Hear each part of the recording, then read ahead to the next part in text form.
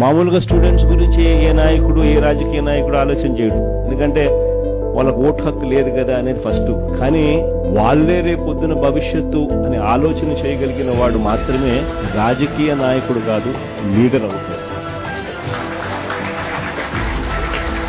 అలాంటి అడుగులు పడింది వైఎస్ఆర్సీపీ అని గొప్పగా. మొట్టమొదటి అడుగులు ఇంగ్లీష్ మీడియం వైపులు అడుగులు పడ్డాయి. బడులు మార్చాలి, గవర్నమెంట్ బడులలో చదివే పిల్లలు కాంపిటేటివ్ గా ఒక ఆస్పిరేషన్ గా ఎవరైనా కూడా why should anybody go to Narayana, why should anybody go to Chaitanya, why should anybody go to any private పెద్ద స్కూల్. మన గవర్నమెంట్ స్కూళ్ళు ఎందుకు అలా లేవు? మన గవర్నమెంట్ స్కూళ్ళు ఎందుకు ప్రైవేట్ స్కూళ్లతో పోటీ పడే పరిస్థితి ఎందుకు లేదు?